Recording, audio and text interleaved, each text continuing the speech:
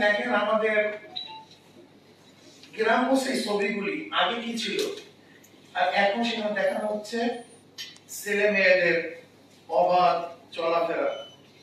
আগে দেখেন বাবার মাথায় টুপি ছিল, মায়ের পরনে ফুল হাতা ব্লাউজ ছিল, মাথায় কাপড় ছিল। সেখানে বাবার থেকে টুপি উঠিয়ে দেওয়া হয়েছে, শার্ট প্যান্ট পরানো হয়েছে, সন্তানের থেকে টুপি ফেলে দেওয়া হয়েছে, মায়ের মাথাকে কাপড় ফেলে দেওয়া হয়েছে, ফুল হাতা ব্লাউজ সেখান থেকে নামিয়ে দেওয়া হয়েছে।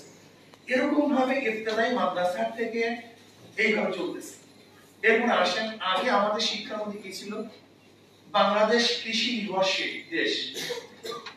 আপনারা জানেন আমাদের দেশে এখন পর্যন্ত 70-80% মানুষ কৃষির উপরে নির্ভর করে। আমাদের বাংলাদেশের পাঠ্যপুস্তকের মধ্যে একেবারে ষষ্ঠ শ্রেণী থেকে শুরু করে কৃষি শিক্ষা দামি দামি কথা এখানে আছে, আপনি বিশ্বাস করবেন না। এই যেমন নবম দশম শ্রেণীতে কৃষি শিক্ষা চমৎকার। একটা ছেলে যদি এই বইটা পড়ে তাহলে কিভাবে কৃষি করতে হয়, মুরগি পালন করতে হয়, গরু পালন করতে হয়, স্বনির্ভরশীল কিভাবে হতে হয়, এটা একেবারে হাতে নাতে শিক্ষা দেওয়া হয়েছে। কিন্তু সেই কৃষি শিক্ষা বাদ, এখন আমাদের পাঠ্যপুস্তকে কৃষি শিক্ষা নাই। সেখানে কি নিয়ে আসছে দেখেন,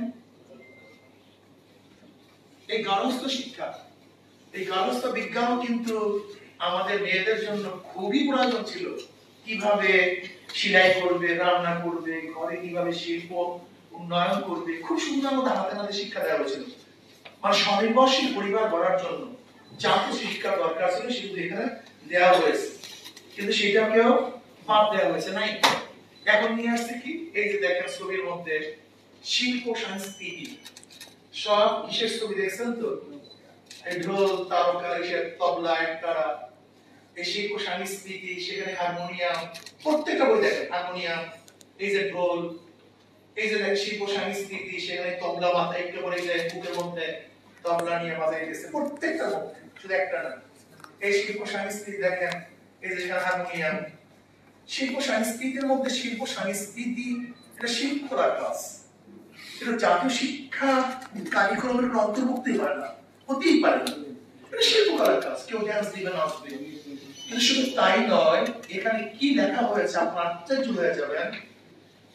সেখানে একটা বাচ্চা কিভাবে মেয়েদের সাথে হাত ধরে হাঁটবে, কিভাবে ড্যান্স করবে, গায়ে হলুদের সময় ড্যান্স, তার মাথা কিভাবে নাড়াবে, কোমর কিভাবে ঝাঁকাবে, এটি কিন্তু শুধু থিওরিক্যাল নয়, এটা প্র্যাকটিক্যাল দেখাতে হবে সবার সামনে।